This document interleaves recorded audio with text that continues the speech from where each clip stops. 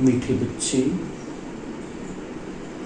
इस बेहद नाटक में तुम वंडरफुल एक्टर हो।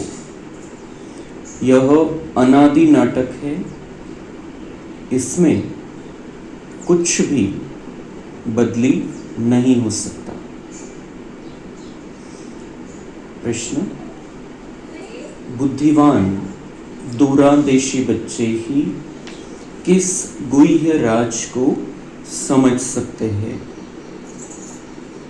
उत्तर है, मूल वतन से लेकर सारे ड्रामा के आदि मध्य अंत का जो गुह्य राज है वह दूरंदेशी बच्चे ही समझ सकते हैं।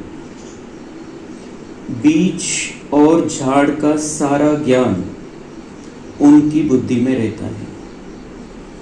वह जानते हैं इस बेहद के नाटक में आत्मा रूपी एक्टर जो यह चोला पहनकर पार्ट बजा रही है, इसे सतयुग से लेकर कलयुग तक पार्ट बजाना है। कोई भी एक्टर बीच में वापस जा नहीं सकता। ओम शांति। मीठे मीठे बच्चों को मालूम है अभी हम सुखधाम के लिए पढ़ रहे हैं, शांति धाम और सुखधाम। पहले मुक्ति, फिर होती है जीवन मुक्ति। शांति धाम घर है, वहाँ कोई पार्ट नहीं बजाया जाता। एक्टर्स घर में चले जाते हैं, वहाँ कोई पार्ट नहीं बजाते। पार्ट स्टेज पर बजाया जाता है, यह भी स्टेज है। जैसे हद का नाटक होता है, वैसे यह बेहद का नाटक है। इसके आदि मध्य अंत का राज सिवाय बाप के कोई और समझा न सके। वास्तव में यह यात्रा अथवा युद्ध अक्षर सिर्फ समझाने में काम में लाते हैं, बाकी इसमें युद्ध आदि कुछ है नहीं। यात्रा भी अक्षर है, बाकी है तो याद। याद करते करते पावन बन जाएंगे। यह यात्रा पूरी भी यहाँ ही होगी, कहाँ जाना नहीं है। बच्चों को समझाया जाता है पावन बनकर अपने घर जाना है। अपवित्र तो जा न सके, अपने को आत्मा समझना है। मुझ आत्मा में सारे चक्र का पार्ट है। अभी वह पार्ट पूरा हुआ है। बाप राय देते हैं बहुत सहज, मुझे याद करो। बाकी बैठे तो यहाँ ही हो, कहाँ जाते नहीं हो। बाप आकर कहते हैं मुझे याद करो तो तुम पावन बन जाएंगे। युद्ध कोई है नहीं, अपने को तमो प्रधान से सतो प्रधान बनाना है, माया पर जीत पानी है। बच्चे जानते हैं 84 का चक्र पूरा होना है। भारत सतो प्रधान था, उसमें जरूर मनुष्य ही होंगे, जमीन थोड़ी बदलेगी। अभी तुम जानते हो हम सतो प्रधान थे, फिर तमो प्रधान बने, अब फिर सतो प्रधान बनना है। मनुष्य पुकारते भी है कि आकर हमको पतित से पावन बनाओ, परंतु वह कौन है, कैसे आते हैं, कुछ नहीं जानते। अभी बाबा ने तुम्हें समझदार बनाया है। कितना ऊंच मर्तबा तुम पाते हो। वहाँ के गरीब भी बहुत ऊंचे यहाँ के साहूकारों से। भले कितने भी बड़े बड़े राजाए थे, धन बहुत था, परंतु है तो भिखारी ना। इनसे वहाँ की साधारण प्रजा भी बहुत ऊंच बनती है। बाबा फर्क बतलाते हैं। रावण का परछाया आने से पतित बन जाते हैं, निर्विकारी देवताओं के आगे अपने को पतित कहे माथा टेकते हैं जाकर। बाप यहाँ आते हैं तो फट से ऊंच चढ़ा देते हैं। सेकंड की बात है, अभी बाप ने तीसरा नेत्र दिया है ज्ञान का। तुम बच्चे दूरांदेशी बन जाते हो। ऊपर मूल वतन से लेकर सारे ड्रामा का चक्र तुम्हारी बुद्धि में याद है। जैसे हद का ड्रामा देखकर फिर आकर सुनाते हैं ना, क्या क्या देखा, बुद्धि में भरा हुआ है जो वर्णन करते हैं। आत्मा में भर कर आते हैं, फिर आकर डिलीवरी करते हैं। यह फिर है बेहद की बातें। तुम बच्चों की बुद्धि में इस बेहद ड्रामा के आदि मध्य अंत का राज रहना चाहिए जो रिपीट होता है। उस हद के नाटक में तो एक एक्टर निकल जाता है तो फिर बदले में दूसरा आ सकता है। कोई बीमार हुआ तो उनके बदले फिर दूसरा ऐड कर देंगे। यह तो चैतन्य ड्रामा है, इसमें जरा भी अदली बदली नहीं हो सकती। तुम बच्चे जानते हो हम आत्मा है, यह शरीर रूपी चोला है जो पहनकर हम बहुरूपी पार्ट बजाते हैं। नाम, रूप, देश, फीचर्स बदलते जाते हैं। एक्टर्स को अपनी एक्ट का तो मालूम होता है ना। बाप बच्चों को यह चक्र का राज तो समझाते रहते हैं। सतयुग से लेकर कलयुग तक आते हैं, फिर जाते हैं, फिर नए सिर आकर पार्ट बजाते हैं। इनकी डिटेल समझाने में टाइम लगता है। बीज में भल नॉलेज है, फिर भी समझाने में टाइम तो लगता है ना। तुम्हारी बुद्धि में सारा बीज और झाड़ का राज है। सो भी जो अच्छे बुद्धिमान हैं वही समझते हैं कि इसका बीज ऊपर में है। इनकी उत्पत्ति, पालना और संहार कैसे होता है, इसलिए त्रिमूर्ति भी दिखाया है। यह समझानी जो बाप देते हैं और कोई भी मनुष्य दे न सके।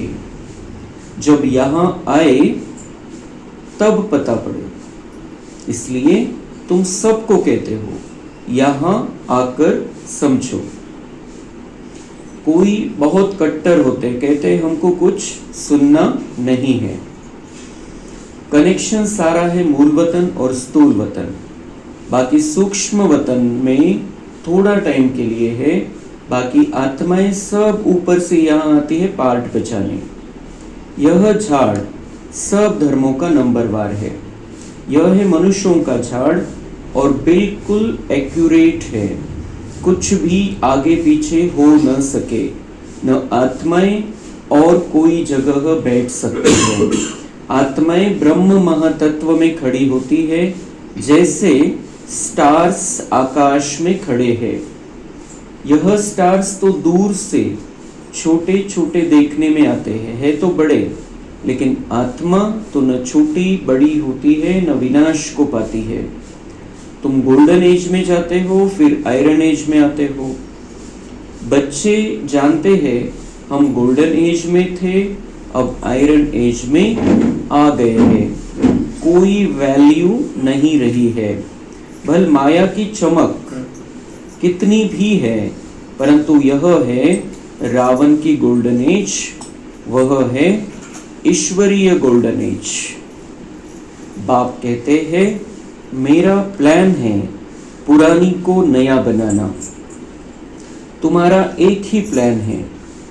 जानते हो बाप की श्रीमत से हम अपना वर्षा ले रहे हैं। बाबा रास्ता बताते हैं, श्रीमत देते हैं, याद में रहने की मत देते हैं। अंदर यही याद रहे हम सब एक्टर्स हैं। यह भी अभी स्मृति आई है। बाबा ने हमको 84 के चक्र का राज बताया है। हम सतोप्रधान थे, यह बड़ी खुशी की बात है। मनुष्य घूमते फिरते हैं, उनकी कुछ भी कमाई नहीं। तुम तो बहुत कमाई करते हो। बुद्धि में चक्र भी याद रहे कि बाप को भी याद करते रहो। बुद्धि में चक्र भी याद रहे और बाप को भी याद करते रहो। कमाई करने की युक्तियां बाबा बहुत अच्छी अच्छी बताते हैं। जो बच्चे ज्ञान का विचार सागर मंथन नहीं करते हैं, उनकी बुद्धि में माया खिटखिट करती है, उन्हें ही माया तंग करती है। अंदर यह विचार करो, हमने यह चक्र कैसे लगाया है। सतयुग में इतने जन्म लिए, फिर नीचे उतरते आए हैं, अब फिर सतो प्रधान बनना है।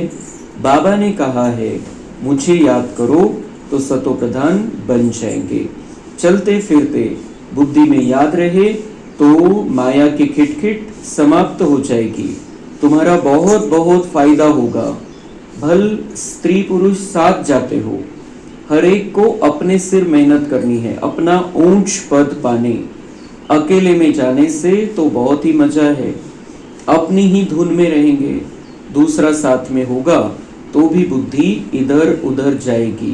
बूढ़े जवान बच्चों आदि सबको पावन बनाना है। आत्मा को हक है बाप से वर्षा लेने का। बाप की महिमा को भी यथार्थ रीति तुम जानते हो। वह तो सिर्फ तोते मौफिक गाते हैं, अर्थ कुछ नहीं जानते। तो बच्चों को बाबा राय देते हैं अपनी उन्नति कैसे करो। पुरुषार्थ करते रहेंगे तो फिर पक्का होता जाएगा। फिर ऑफिस में कहीं पर भी काम करते समय भी यह स्मृति आएगी, ईश्वर की स्मृति रहेगी। माया की स्मृति तो आधा कल्प चली है। अभी बाप यथार्थ रीति बैठ समझाते हैं, अपने को देखो, हम क्या थे अब क्या बन गए हैं। फिर हमको बाबा ऐसा देवता बनाते हैं। तुमको पवित्र बनना है, नहीं तो पिछाड़ी में आएंगे, फिर क्या सुख पाएंगे।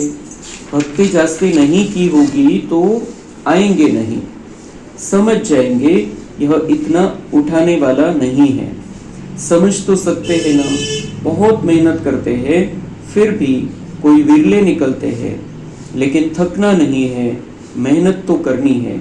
मेहनत बिगर कुछ मिलता थोड़ी है, प्रजा तो बनती रहती है।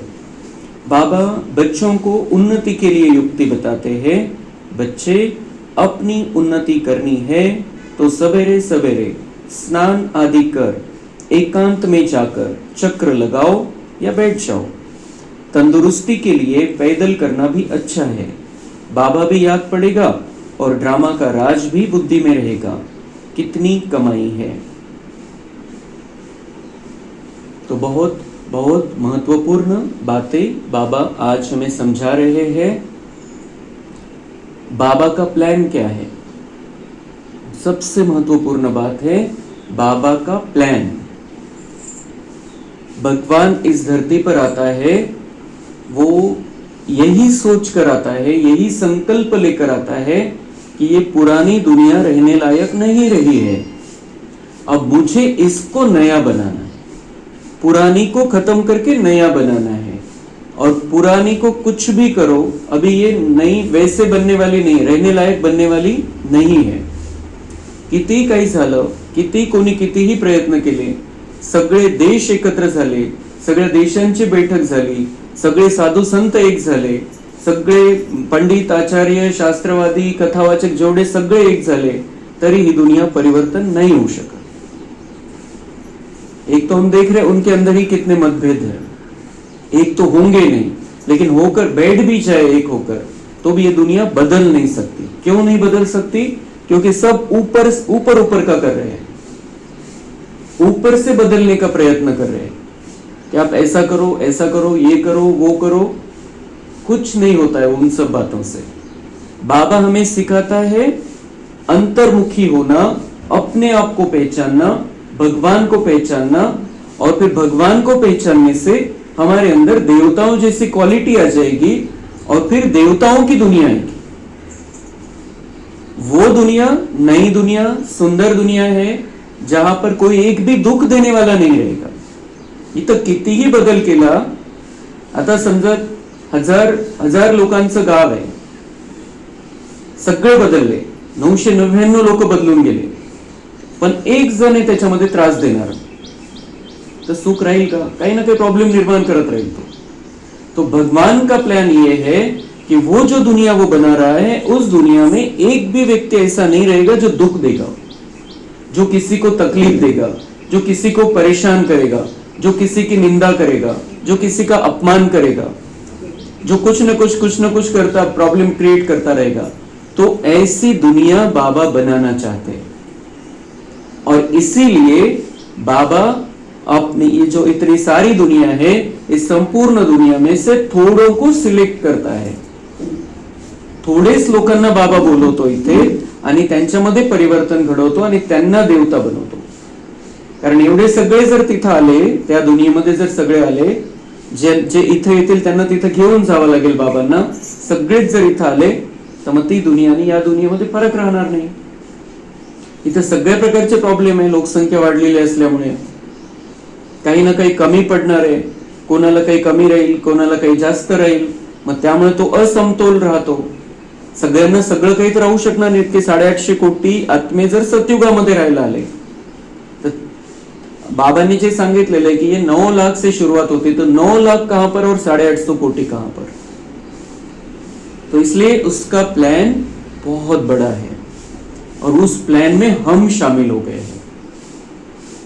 आता बाबांनी आपल्याला दूरांदेशी बनवलेलं आहे, विशाल बुद्धी बनवलेलं आहे, त्रिकालदर्शी बनवलेलं आहे, तिन्ही काळाचं ज्ञान दिलेलं आहे आणि संपूर्ण विश्वाची आदि मध्य अंतची कहाणी सांगितलेली आहे, आपली आदि मध्य अंतची कहाणी सांगितलेली आहे। आता बाबा म्हणताय की आता हे सगळं बुद्धीमध्ये ठेवा, त्यानुसारच तुमचं चिंतन मंथन मनन सगळं चाललं पाहिजे। तुम्ही स्वतःला बघा की आपण आधी कसे होतो, आधी आपण जे बाबांचं परिवर्तन करण्याची पद्धत काय की तो आपल्याला शिकवतो की तुम्ही पहिले असे नव्हते जसे आज झालेले होते, तुम्ही पहिले खूप स्वच्छ आणि सुंदर होते, तुमच्यामध्ये कुठल्याही प्रकारचा दोष नव्हता, कुठल्याही प्रकारची कमजोरी नव्हती, कुठलाही व्यर्थ नव्हतं आणि कुठलेही विकार नव्हते। परमधाम मध्ये जेव्हा आपण राहत होतो तेव्हा फक्त 7 गुणांनी युक्त होतो। बाबांची ही ट्रीटमेंट आहे, ट्रीटमेंटची पद्धती आहे की तो आपली ओरिजिनल स्थितीची आठवण करून देत असतो आणि हेच सांगतो आपल्याला की तिथपर्यंत पोहोचायचं, त्या स्थितीपर्यंत पोहोचायचं, त्या लेवल पर्यंत पोहोचायचं। वो जो अवस्था हमारी थी परमधाम में 7 गुणों से भरपूर, फिर हम नीचे उतरे, शरीर लिया हमने, शरीर रूपी चोला धारण किया, मैं आत्मा सतोगुणी, उसमें कोई दोष नहीं, कोई विकार नहीं। मैं नीचे उतरा सतयुग में, सतयुग में मुझे शरीर कैसा मिला? देवताई शरीर, दिव्य क्वालिटी वाला शरीर, सुवर्ण शरीर, कंचन काया कहते हैं उसको, कोई दोष नहीं, कोई तकलीफ नहीं। 2500 वर्ष में मुझे जो 20 शरीर मिलने वाले हैं, वो 20 शरीर पूर्ण स्वस्थ और अंत तक, जब तक मैं शरीर छोड़ू तब तक, कोई बीमारी से वहां पर शरीर नहीं छोड़ेगा, एक्सीडेंट से तो छोड़ने का सवाल ही नहीं है, लेकिन बीमारी से कोई शरीर नहीं छोड़ेगा। संकल्प आएगा आत्मा को कि मेरे अभी यहाँ का पार्ट पूरा हुआ, अभी मुझे जाकर बच्चा बनना है। कोणी बीमार आहे, आजारी आहे, बेडवर पडलेला आहे म्हणून मग तो शरीर सोडतो, असं तिथं सतयुग आणि त्रेतायुगामध्ये नाही है। क्यों नहीं है? क्योंकि आत्मा की क्वालिटी सतो प्रधान है, फिर सतो प्रधान से सतो स्थिति होती है, सतयुग में ही थोड़ा सा नीचे आते हैं, फिर बाद में जब हम द्वापर में सतो प्रधान स्थिति से सतो स्थिति, फिर हम द्वापर जब त्रेता में है तब भी उस स्थिति में थोड़ा बहुत परिवर्तन आता है, फिर द्वापर के बाद हमारी रजो स्थिति हो जाती, थोडं मिक्स व्हायला लागतं, दिव्य गुण पण आहे आणि विकारांची पण थोडीशी मिक्सचरिटी त्यामध्ये यायला लागते। म्हणून चार्जिंग थोडी थोडी उतरली होती सतयुग त्रेतामध्ये, नॉर्मल उतरली होती, न उतरल्यासारखी, आणि नंतर मग जेव्हा विकारांचा प्रवेश झाला तेव्हा मग आपली चार्जिंग थोडी स्पीड मध्ये उतरायला सुरुवात झाली। पण द्वापर मध्ये पण ठीक आहे स्थिती तरी पण, कारण आपल्यामध्ये तो प्रभाव आहे सतयुग त्रेताचा।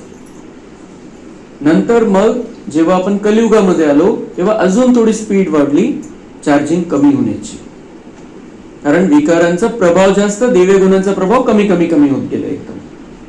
तर तमो स्थिती आणि मग कलियुगाच्या अंत समयाला आपली झाली तमो प्रधान स्थिती. विकारांनी भरून गेलं आपलं जीवन. आणि मेन सगळ्यात महत्वाची गोष्ट ही आहे की सतयुग त्रेतामध्ये आपला पार्ट कसा आहे, हिरो पार्टधारी आहे. का बरं? कारण सगळे चांगले कर्म आपण करतो, चांगल्या क्वालिटीचं जीवन आहे, उच्च क्वालिटीचं जीवन आहे, म्हणून हिरो पार्ट आहे. आणि नंतर द्वापर पासून विकारांच्या, भले दिव्य गुण आहे आपल्यामध्ये, पण विकारांच्या वश होऊन कर्म व्हायला लागतात आपल्याकडून, म्हणून आपला पार्ट कसा आहे, विलन, खलनायकाचा आपला पार्ट आहे, प्रत्येकाचा आहे द्वापर नंतर.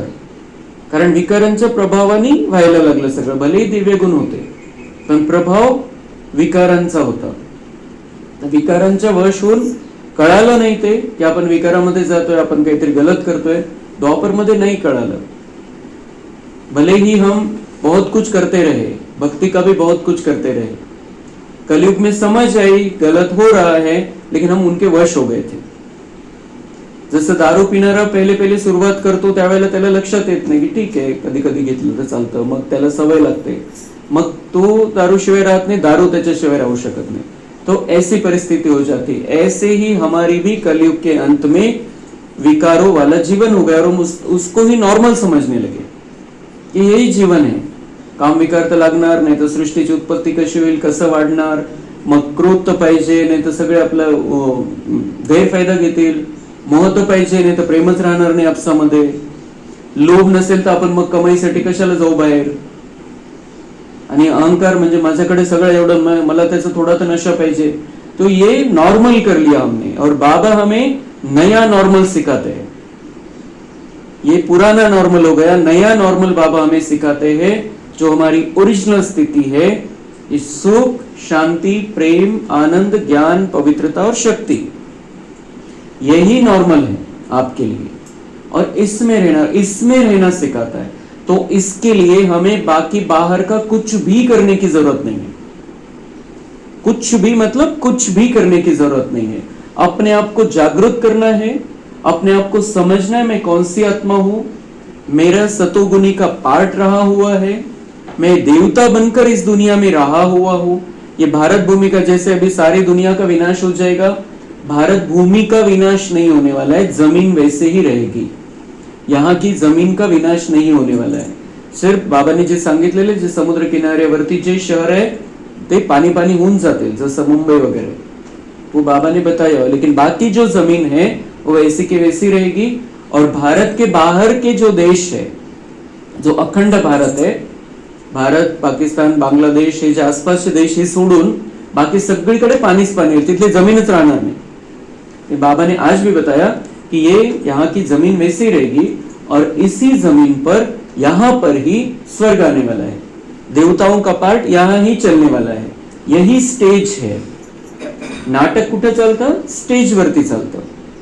नाटक घरामध्ये नाही चालत. जे नाटक करणार आहे त्यांचं नाटक कुठे चालतं? स्टेज वरती आल्यानंतर. तो ऐसे ही हम घर में रहेंगे, ऊपर रहेंगे परमधाम में आत्मा, पर वहां पर कोई पार्ट नहीं हमारा. छोटी सी आत्मा परमधाम में थोड़ी सी जगह में रहेगी. परमधाम बहुत बड़ा है लेकिन हमें जगह इतनी सी लगेगी. जसं आपण आकाशामध्ये स्टार्स बघतो, म्हणजे चांदण्या बघतो, सितारे बघतो, तर ते इथून दुरून तर आपल्याला खूप छोटे छोटे चमकतात, पण ऍक्च्युअल मध्ये ते मोठे. पण आत्मा तशी नाही. आत्मा इथं असो किंवा परमधाम मध्ये असो, आत्मा छोटीशी आहे. आणि छोट्याशा आत्मामध्ये 84 जन्माचा पार्ट भरलेला आहे. जसं आता जे पहिले किती एक मोठी कॅसेट असायची, त्याच्यामध्ये 3 तासाचं भरलेलं असायचं सगळं रील.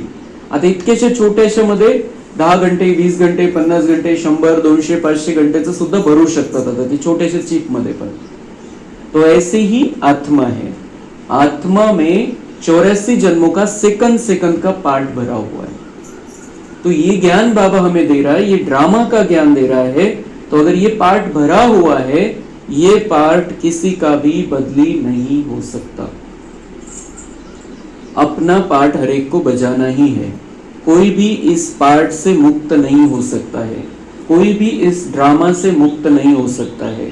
आपण आपला पार्ट घेऊन, पार्टची रेकॉर्डिंग घेऊनच खाली येत असतो आणि तो पार्ट बजावायचा आहे. कोणालाही परमनंट वरती नाही थांबते, थांबून उपयोग नाहीये वरती, कारण तिथं संकल्प सुद्धा येत नाही, विचार सुद्धा चालत नाही, भावना पण नाही, म्हणजे जसं बंद पडलेलं आहे सगळं.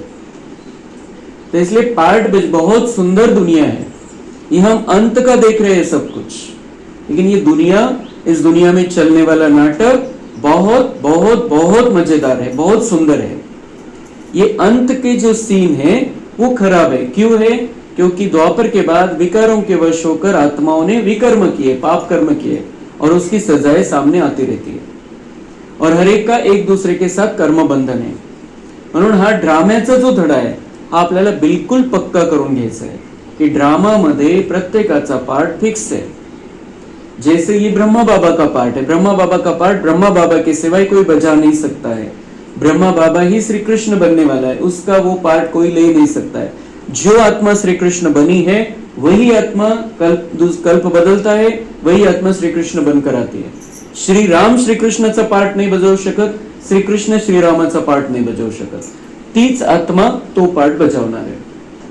तर तसंच आपला जो पार्ट आहे, यावरून आपल्याला किती आनंदाची गोष्ट आहे की माझ्यासारखा पार्ट या दुनियेमध्ये कोणीच नाही बजावू शकत.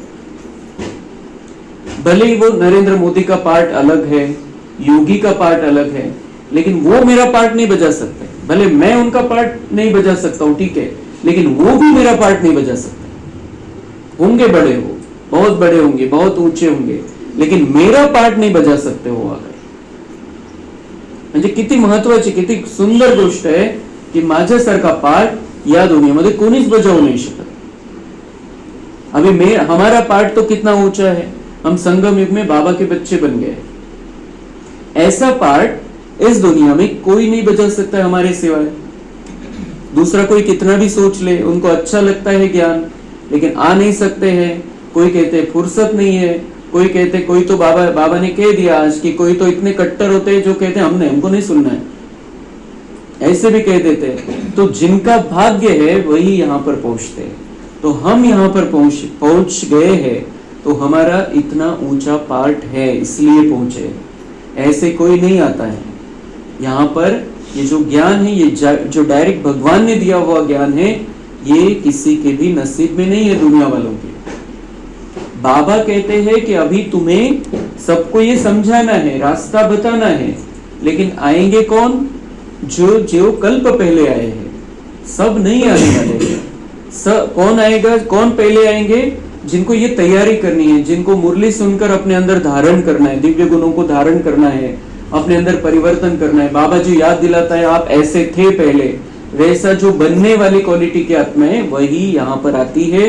बाकी जो अभी 33 करोड़ जो बनने वाले सत्युग त्रेता में आने वाले हैं, उसमें से ये 32.5 करोड़ आत्माएं जो बाबा के बच्चे बनने वाले हैं, वो भी मुरली नहीं सुनेंगे. उनके भी नसीब में मुरली नहीं है.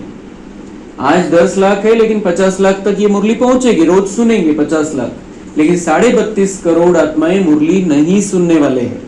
तो बाबा ने उनके लिए क्या, प्रजा तो बनती रहती है, कोर्स हुआ खत्म कि प्रजा में आ जाएंगे. क्योंकि थोड़ा तो समझा अंदर से कि ऊपर वाला एक ही है, ऊपर वाला शिव है, हम सब उसके बच्चे हैं. थोड़ा तो समझा, मतलब जिन्होंने कोर्स नहीं किया उनसे तो अच्छे, जिन्होंने कोर्स किया, तो वो ऐसी जो आत्मा है जो फिर आगे चल के बाबा का नहीं बनती, बाबा का बनकर नहीं रहती है, बाबा के महावाक्य नहीं सुनते, ऐसे 32.5 करोड़ आत्माएं वो प्रजा में आने वाले हैं. तो हमें कितना नशा होना चाहिए कि हमको लगता है कि हम मुरली सुने, हमको लगता है कि हम बाबा का बनकर रहे, हमको लगता है कि जो बाबा कहता है वो हम करें, हमको लगता है कि हम दिव्य गुणों की धारणा करें, हमको लगता है कि हम अपने तन मन धन से इस स्वर्ग की स्थापना करें, जो बाबा का प्लान है उसमें हम शामिल हो जाए, ये हमको लगता है.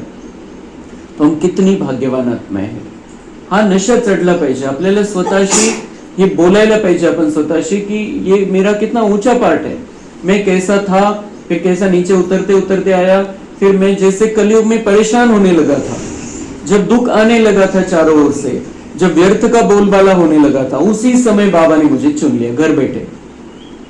कहीं तीर्थ स्थान पर नहीं गए, वहां पर साक्षात्कार हुआ और बाबा ने मुझे पकड़ लिया, बाबा ने मुझे अपना दर्शन दे दिया, अपने साथ ले लिया, ऐसा कुछ नहीं हुआ। बहुत आराम से घर बैठे हमारे अंदर बाबा ने प्रेरणा दी कि आपको जाना है, आपको ये कोर्स लेना है, आपको इन बातों को समझना है। कितने भाग्यवान हैं हम, जो बड़े बड़े ऋषि मुनि, पंडित, आचार्य, शास्त्रवादी, कथाकार, प्रधानमंत्री, इनको सबको ये संकल्प नहीं आता है, लेकिन हमको संकल्प है। तो ये पार्ट, ये ड्रामा और ड्रामा में अपना पार्ट, इसका बहुत हमें नशा होना चाहिए। बहुत बहुत महत्वपूर्ण इस ड्रामा में हमारा पार्ट है, और इस पार्ट को हमें, अभी हम आ गए हैं, इस रास्ते पर आ गए हैं, बाबा ने हमको लाकर खड़ा कर दिया है। अब पिछले कल्प में जो हमने पुरुषार्थ किया होगा उसको रिपीट करना है, मंजिल पाना बाकी है। ऐसा नहीं कि इथं आलो आणि बस झालं, हम बाबा के हो गए, अब बाबा सब कुछ कर लेगा, ऐसा नहीं। पुरुषार्थ करना है, मेहनत तो करनी पड़ती है। जो प्रजा बनने वाले उनको कोई मेहनत नहीं है, लेकिन हमको राजा बनना है, ऊंचा भाग्य बनाना है, पहले 9 लाख में आना है, राधा कृष्ण के साथ में जन्म लेना है, लक्ष्मी नारायण के राज्य का डायरेक्ट अनुभव करना है, तो फिर पुरुषार्थ करना पड़ेगा। जो बाबा सिखाता है वही मंजिल है हमारी। रास्ता मिल गया, अभी मंजिल तक पहुंचना है। दुनिया वाले तो भटक रहे हैं इधर उधर, लाखों की संख्या है, वो भटक रहे इधर उधर। उनको पता ही नहीं है कि मैं आत्मा और वो परमात्मा है, और उससे कनेक्शन जोड़ना है। और मन मना भव का मंत्र बाबा ने दिया है, मन उसमें लगाना है, मन लगाना है, बाकी कुछ नहीं चाहिए बाबा को, भगवान को कुछ नहीं चाहिए, पत्र पुष्प फल कुछ नहीं चाहिए उसको। वो कहता है मन मेरे में लगा, लेकिन वो कब कौन लगा सकता है? जिसको पहचान मिल गई, मैं कौन, वो कौन, और मुझे क्या करना है। तो बाबा ने जैसे कल कहा हमें कि आप युद्ध के मैदान पर हो, बहुत सारी बातें समझे युद्ध के बारे में, commander, chief commander, lieutenant general, ये सब होता है मिलिट्री में, तो ऐसे यहाँ पर भी है।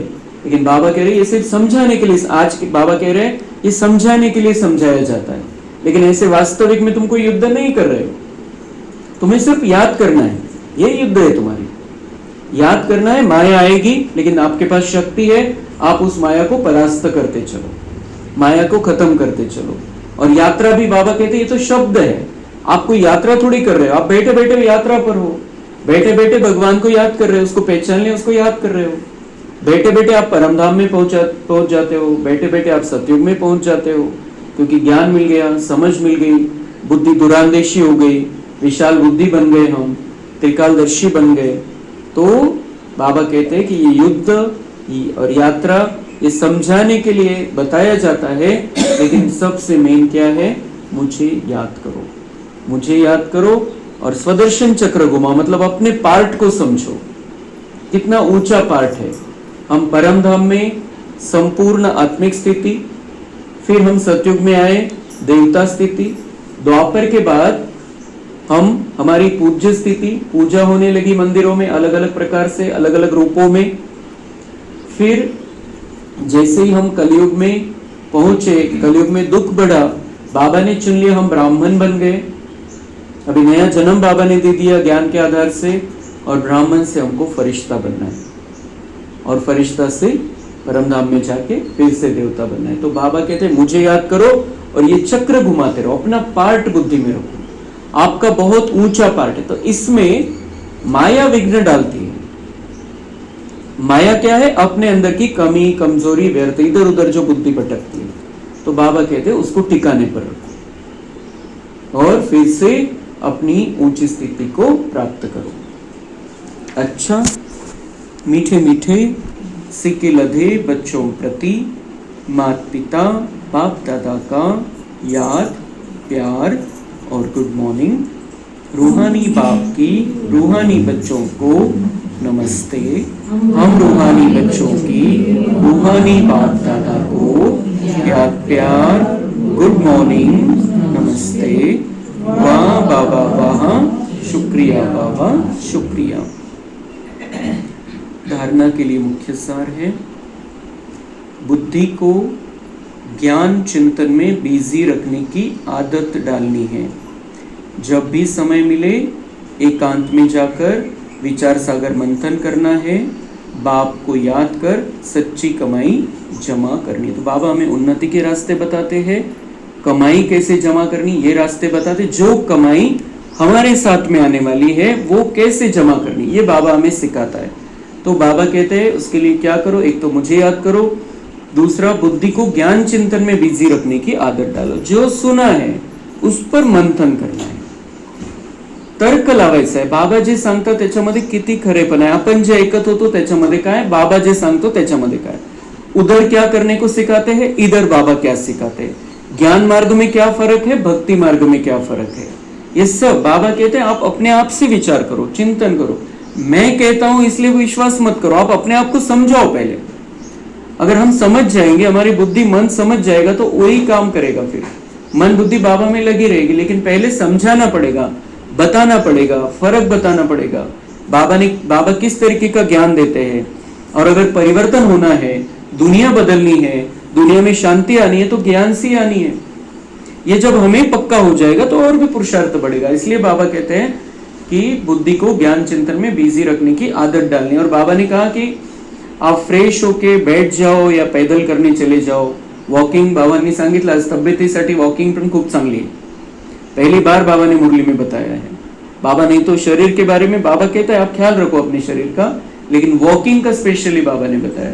तर ज्याला जसं शक्य आहे, घराच्या समोर बाहेर ज्याला जसे शक्य आहे, पण वॉकिंग करायला पाहिजे, मशीन चालवायला पाहिजे सकाळी सकाळी। तो उसके साथ साथ क्या करना बाबा सिखाते हैं, ये वॉकिंग म्हणजे फक्त शरीर बांधण्यामध्ये नहीं, लेकिन बाबा से वो किरणें लेके चारों ओर फैलाते रहना है, ज्ञान का चिंतन करना है। और बाबा ने कहा अकेले करो तो अच्छा है, दोनों हैं स्त्री पुरुष साथ में जाएंगे तो भी बुद्धि इधर उधर जाएगी, क्योंकि कुछ ना कुछ बात याद आएगी दोनों साथ में है तो अकेले अकेले घूमो। बाबा सब कुछ बताता है, वो पार्ट में आता नहीं है, कभी वो उसने ये मनुष्य शरीर धारण नहीं किया है, कभी ऐसे पार्ट नहीं बजाए, लेकिन उसको पता है क्या क्या होता है, मन बुद्धि कहाँ कहाँ भटकती है। तो वो भी समझा दिया बाबा ने कि अकेले जाना, एकांत में जाकर बैठना बहुत अच्छा है, कि उस समय दूसरा कुछ याद नहीं आएगा, मैं और बाबा। तो फिर बाबा से किरणें आएगी, बाबा से करंट आएगा, बाबा से शक्ति मिलेगी, सुख मिलेगा, हमें भरपूर करेगा वो, हम अपने शरीर को वो लेकर पूरा दे सकते हैं और फिर सारे वातावरण में फैला सकते हैं, फिर जिसको भी देख रहे हैं उसको दे सकते हैं, कितनी सेवा हो जाएगी हमारे द्वारा। तो बाबा कह रहे ये सारे कमाई के रास्ते हैं। दुआ देगा कोई, हम शांति दे रहे हैं, वो अंदर से वो आत्मा दुआ देती, भले बोलकर नहीं देगी, लेकिन अंदर से वो आत्मा दुआएं देती है और वो आत्मा में रिकॉर्ड हो जाती है, वो दुआएं काम में आती है समय पर। तो वो दुआएं भी जमा करना है हमें, जो अंत समय में काम में आ जाए, और जो साथ में आएगी परम धाम में वो भी कमाई करनी है। तो ये मुरली में से वही रास्ते मिलते हैं। दूरांदेशी बनकर इस बेहद के नाटक को यथार्थ रीति समझना है, सभी पार्टधारियों के पार्ट को साक्षी होकर देखना है। ये तो और भी महत्वपूर्ण, हमारा बाबा का पार्ट समझ गया, हमारा पार्ट समझ गया, लेकिन हमें दूसरे के पार्ट को साक्षी होकर देखते आना चाहिए। और वही प्रॉब्लम है, सबसे बड़ा प्रॉब्लम वहां पर ही है। ये ऐसा क्यों करता है, ये ऐसा, इसने ऐसा नहीं करना चाहिए, ये ऐसे ही करते रहता है, ये ऐसे ही बोलता है, इसने ऐसा क्यों किया, ऐसे कैसे हो गया। हर एक का अपना अपना पार्ट है, हमारे हिसाब किताब आहे ओसनच। आणि कोणाकोणाचं आपण बघतो की बाकी सगळ्यांसोबत तर चांगले राहतात ते, पण माझ्यासोबत चांगले नाही राहत। क्यों? क्योंकि मेरा और उसका हिसाब किताब है। दूसरे तो कहते वो बहुत अच्छा है, बहुत अच्छा है, लेकिन मुझे लगता है वो मेरे साथ में अच्छा नहीं रहता है। क्यों? क्योंकि वो आत्मा तो अच्छी है, लेकिन मेरा हिसाब बना हुआ है उसके साथ पिछले कर्मों का। इसलिए कोई भी पार्टधारी कैसा भी पार्ट बजा रहा है, त्याच्यामध्ये सगळं आहे, जो पार्ट है उसका।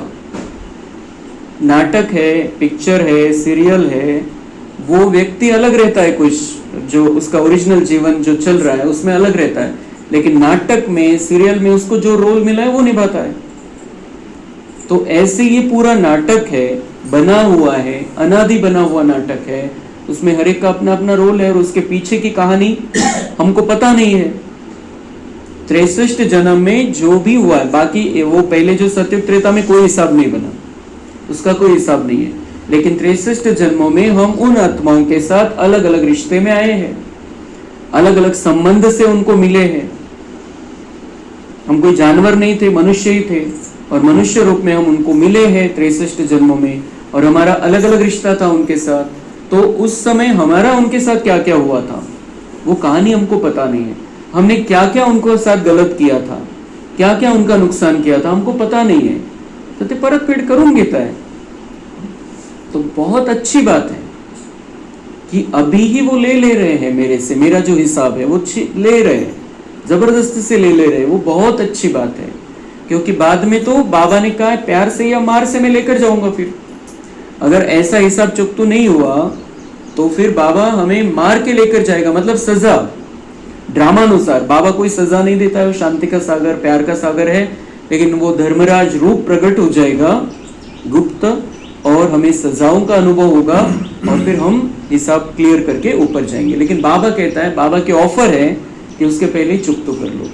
तो वो कैसे चुकतू कर सकते हैं? तो बाबा की याद से स्वदर्शन चक्र घुमाकर, और दूसरा जब कोई कर्मों का हिसाब किताब सामने लेकर कोई पाठधारी आता है, तो उस समय अगर वो हमारे साथ कोई गलत करता है, काही चुकीचं बोलतोय, काही निंदा करतोय, अपमान करतोय, दुसरीकडे जाऊन काहीतरी आपल्याविषयी वाईट बोलतोय, कुछ भी, उसका कोई भी गलत पार्ट है, हमें बिल्कुल क्लियर समझना है वो क्यों ऐसा कर रहा है, क्योंकि मैंने उसके साथ ऐसा किया था पिछले जन्म में, पिछले किसी जन्म का, डायरेक्ट पिछले जन्म का भी हो सकता है, या 2 जन्म पहला भी हो सकता है, 10 जन्म पहला भी हो सकता है, लेकिन मैंने गलत किया है, उसका हिसाब बाकी था, वो मेरे साथ गलत करके इस हिसाब को मिटा रहा है, और इसलिए उसको दुआ देनी है, शुभ भावना देनी है। नाहीतर काय होईल की आपण त्याच्याविषयी चुकीचं मत बनवू, चुकीचं चिंतन करू, त्याच्याविषयी द्वेष राहील मनामध्ये, राग राहील, नफरत राहील, आणि मग काय होईल, तो हिशोब बनेल अजून नवीन, आणि तो हिशोब, कारण आपल्याला मागचेच चुकवायचे, आता जर हिशोब बनवला तर मग धर्मराजपुरीमध्येच त्याचा हिशोब द्यावा लागेल, आणि तर भयानक प्रकारे निघणार आहे।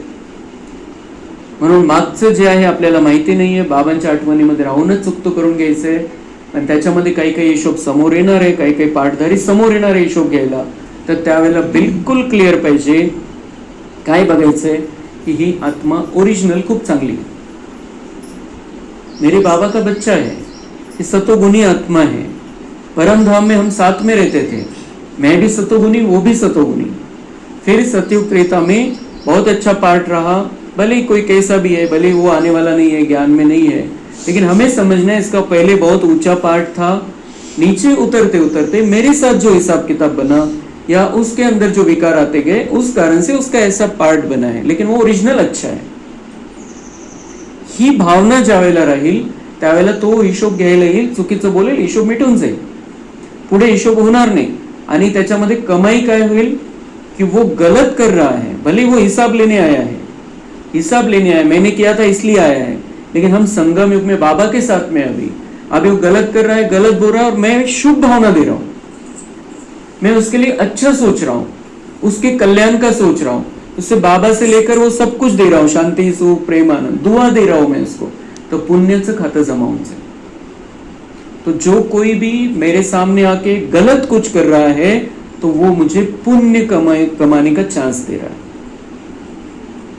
किती गोष्टी यांचं चिंतन करायचं, या सगळ्या गोष्टींचं संपूर्ण परिवर्तन होऊन जाईल। जर असा विचार आपण करायला लागलो तर आपलं हे जीवन खरोखर संगमयुगी जीवन होईल, आणि हे जीवन ट्रान्सफर होणार आहे आपलं। सतयुगामध्ये आपल्याला असंच राहायचंय। वरदान है, मधुरता के वरदान द्वारा सदा आगे बढ़ने वाली श्रेष्ठ आत्मा भव। मधुरता ऐसी विशेष धारणा है जो कड़वी धरनी को भी मधुर बना देती है। किसी को भी 2 घड़ी मीठी दृष्टि दे दो, मीठे बोल बोल दो, तो किसी भी आत्मा को सदा के लिए भरपूर कर देंगे। 2 घड़ी की मीठी दृष्टि व बोल उस आत्मा की सृष्टि बदल देंगे। आपके 2 मधुर बोल भी सदा के लिए उन्हें बदलने के निमित्त बन जाएंगे। इसलिए मधुरता का वरदान सदा साथ रखना, सदा मीठा रहना और सर्व को मीठा बनाना। कितना सुंदर वरदान बाबा ने हमें दिया है कि आप मधुर बन जाओ। आपकी मधुर दृष्टि, आपका मधुर बोलना किसी की जिंदगी बदल सकता है। कारण बरेच आत्मे असे त्यांच्यासोबत गोड बोलणारच कोणी नहीं, त्यांना प्रेमच भेटत नहीं, बेचारे परेशान रहते अपने जीवन से। तो बाबा कह रहे हैं आपकी 2 घड़ी की मीठी दृष्टि, मीठा बोल उनका जीवन बदल सकता है। आपके 2 मधुर बोल भी सदा के लिए उन्हें बदलने के, भले उसमें कोई खराबी है, लेकिन आप मीठा बोलो, उसे लगेगा कि ये तो मतलब मेरे लिए कितना अच्छा सोच रहे, मेरे बारे में कितना अच्छा सोचते, वो बदल सकता है, अंदर ही अंदर परिवर्तन की सोच सकता है। इसलिए बाबा कह रहे हैं मधुरता का वरदान सदा साथ रखना, मतलब आप मधुर रहो। बाबा ने वरदान दिया है कि आप मधुर रहो, मीठे बनकर रहो, सदा साथ रखना, सदा मीठा रहना और सर्व को मीठा बनाना। याच्यामध्ये फक्त एवढंच आहे की गोडी कोणती पाहिजे आपल्यामध्ये, रूहानियत वाली, आत्मिक गोडी पाहिजे। खुद को आत्मा देखकर दूसरे को आत्मा देखते हुए उसके साथ मीठा व्यवहार करना है, नाहीतर देहभान वाली गोडी नको, तो आपल्यामध्ये अटकून जाईल। हमें किसी को भी अपने में नहीं अटकाना है, ये तो देहदारी में फंसते आए हम द्वापर से। हम बहुत मीठे लगेंगे किसको, तो वो बाबा को नहीं देखेगा, हमको ही देखेगा। इसलिए वो मिठास, वैसी मिठास भी नहीं चाहिए। मिठास कैसी होनी चाहिए, रूहानियत वाली, कि बाबा मीठा है वैसे मैं भी मीठा हूं। बाबा कितना मीठा है, बाबा कितनी मिठास दिखाता है। जब हम देखते गुलजार दादी के तन में आते हैं बाबा, तो हम देखते कितना मीठा बाबा है, लेकिन कितना न्यारा है। कोणीच अटकू, आपल्या आपण आता दादीच्या शरीरामध्ये बाबा है, आपण दादीमध्ये नहीं अटकत, हमें पता है बाबा कितना मीठा है, बिल्कुल क्लियर है, हम दादी के शरीर में नहीं फंसते। तो ऐसे अगर हम वरदानी मूर्त बनकर बाबा जैसी स्थिति में अगर हम मीठे रहे, तो उन्हें ज्ञान भी समझ में आएगा और हमारी वो जो मिठास है उसका आत्मा पर प्रभाव पड़ेगा। वो मोह में, लगाव में नहीं फंसेंगे हमारे, और फिर वो बाबा की तरफ आकर्षित होंगे और फिर उनका कल्याण होने वाला है।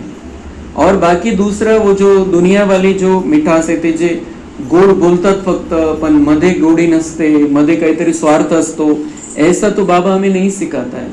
मिठास कैसी होनी चाहिए, हम अंदर से मीठे बन गए हैं, ऍक्च्युअल मध्ये मीठे, आपण ऍक्च्युअल मध्ये गोड आहे, आणि ती गोडी वरती येते आपल्या भावनेच्या रूपामध्ये, आपल्या बोलण्याच्या रूपामध्ये। सिर्फ मीठा बोलना नहीं है, मीठी छुरी म्हणतात, खूप भयानक शब्द है दुनिया वाल्यांचा, ये मीठी छुरी है, मतलब मीठा तो दिखता है ऊपर से लेकिन काटता है अंदर से। तो ऐसा मीठा भी नहीं बनना है।